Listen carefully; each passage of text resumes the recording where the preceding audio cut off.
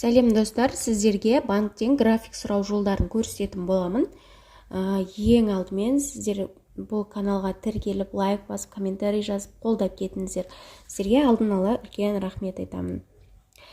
Бізде ең бірінші шагымыз email пошталарыңыз болу керек. Ол жұмыс жасап тұру керек болады. Сол email почта арқылы біз қазір заявка жіберетін боламыз. Екінші, бізге удостоверение личности PDF форматта керек. Оны Каспийдегі цифровой документтің арасынан алып аласыздар. Одан кейін пенсионных отчислениях керек. Оны да Каспийден справкалар бөлімінен аласыздар. Пенсионға соңғы 6 айдыңқы керек болады. Одан кейін кредитный отчет керек төртінші. Ол кредитный отчетты Первое кредитное бюро деген сайттан аласыздар. Ол менің немде бар. Видеоларымның арасында бар. Осы жерге қазір тастап кетемін. Осы жерде бар деп. Енді соңғы бізде заявление жазу керек боламыз банкке. Оны мен сіздерге қазір шаблонды көрсететін боламын. Қалай толтыру керектігін. Міне бізде осындай шаблонды толтырып заявление алып жіберетін боламыз ең соңысында. Біріншінде қандай банктен сіздер график алып жатырсыздар, соның атауын жазасыздар. Одан кейін сол банктың филиалын жазасыздар. Одан кейін кімнен деген жерге өздеріңіздің аты жөндеріңізді, ЖСН деген жерге өзіңіздің ЖСН номеріңізді, адрес деген жерге тұрғылықты мекен жайыңызды жазасыз. Одан кейін телефон номеріңізді және жұмыс жасап тұрған почтаңызды жазасыз. Одан астына қарай түскен кезде өтініш хат дейсіздер. Мен деген жерге аты жөніңізді жазып, осындай банктен несие шарты жасалған, мен несиемді уақытылы төлей алмай жүрмін, себебі деп кредит төлей алмай жүрген себебіңізді осы жерге жазып кетесіз.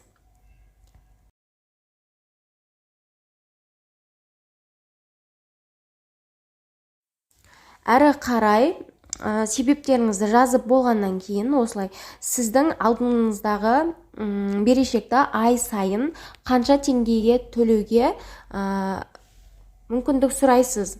Мысалға сізде 50 мың теңге ай сайын болып тұрса, соны төмендетіп сұрайтын болсаңыз, өзіңіз қалаған неңізді жазасыз, сумаңызды жазасыз осы жерге. Осынша теңгеге дейін құтылуға мүмкіндік сұраймын дейсіздер де, и астында осылай заңдарды жазып кетесіздер. 3-4 заңды жазасыздар. Одан кейін барып, жоғарыда көрсетілген заң нормаларына сәйкес деп екі жақ келісіп, сол бойынша мен сізден осы сотқа дейін менің өтінішімді қарап беруді сұраймын деп жазасыз. Егер де 10 күннің ішінде жауап жазбасаңыз, өзіңіздің құқықтарыңызды жазып кетесіз. Нұр Отан партиясына барам, немесе құқық органдарына жазамын деген сияқты, сондай өз құқығыңызды осы жерге жазып кетесіз. Екі жақты келісі сөзге келіп, ортақ бір мақсатқа және график беруіңізді сұраймын дейсіз. Және тағы да несие тарихын менің кешкен күндерімді алып тастауды, айына өзіңіздің талаптарыңызды жазып шығады бұл жерге.